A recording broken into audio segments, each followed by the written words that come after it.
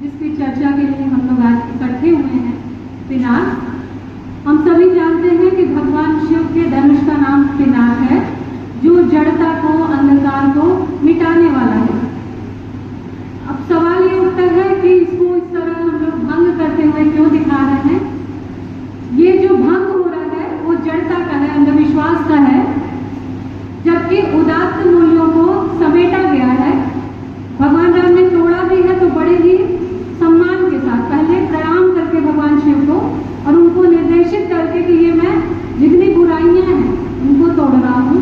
और जब जब ऐसा हुआ है, जब जब बुराइयां समाज में व्याप्त हुई हैं, तब तक हमारी सनातन का यही गौरव है कि उसको तोड़ने के लिए लोग आए समय समय। इसी क्रम में यह पुस्तक पिनाक है। इसमें कुल 28 लेख हैं। पहला भगवान कृष्ण को समर्पित है और दूसरा बाबा गोरखनाथ जी को। जो कृष्ण भगवान वाला तो सुंदर बना ही है, जो गुरु गोरखनाथ वाला लेख है वो जब मैंने पढ़ा तो मुझे इतना सुंदर लगा। उसका जो देश काल वातावरण है, पूरे आदिकाल वो लोग पढ़ाते हैं और वो जितनी सुंदरता से इस लेख में आया है अन्यत्र मैंने नहीं देखा है। जैसे वहां से कुछ पंक्तियां उद्धृत करना चाहती हूँ।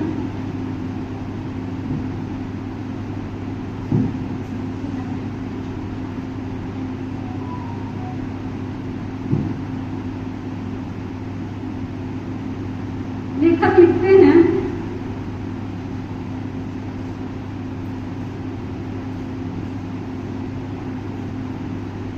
गोरखनाथ के समय सांख्य, वैष्णव, वैदिक, वेदांती, कुमारी भट्ट के अनुयायी, सूर्योपासक, दिगंबर, वीरशैव, बौद्ध, जैन, श्रावक, वैशेषिक इत्यादि अनेक मार्ग प्रचलित थे।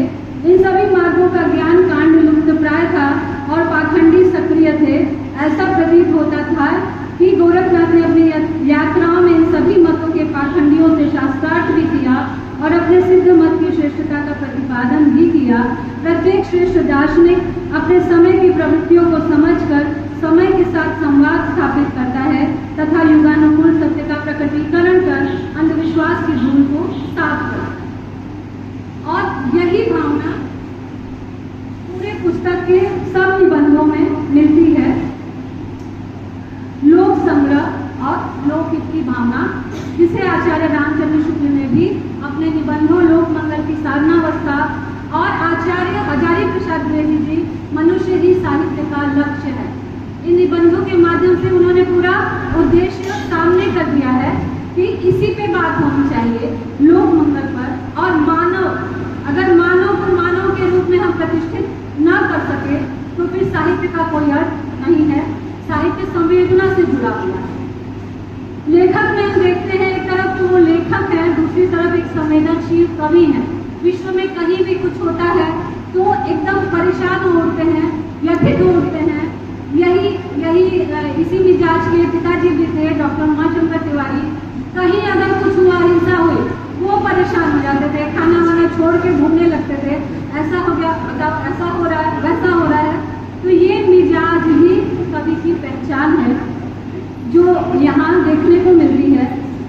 लेखक की कुछ चिंताएं यहाँ पर उभर कर आई हैं पिनाक में, जैसे छीजते मूल्य, दरकते रिश्ते, कुतर्क, अविवेक से बिना जाने समझे धर्म की व्याख्या करना, लुप्त प्राय मानवता, मनुष्य की प्रचंड स्वार्थपरता, जिससे वो सही चीजों को भी अपनाने के लिए प्रस्तुत नहीं है, कबीर को हथियार बनाकर रखा है।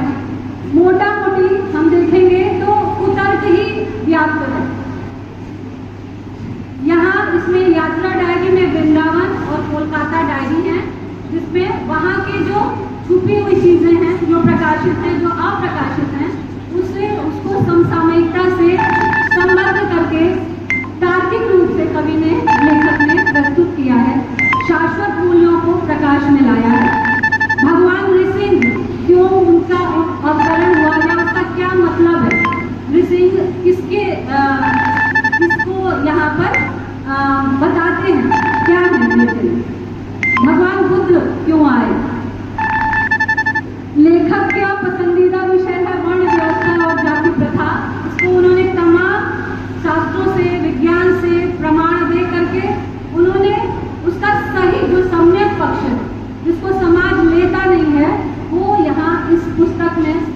किया गया है। विवेकानंद लेखक के बड़े प्रिय रोल मॉडल हैं। इन पर उनका बहुत विशद चिंतन है। उनका दलित चिंतन इस पुस्तक में आया है। इस पुस्तक में युवाओं के लिए बहुत ज़्यादा स्पेस है। कई लेख युवाओं पर केंद्रित हैं, जैसे कुरान के आधुनिक सिद्धांत क्या हैं,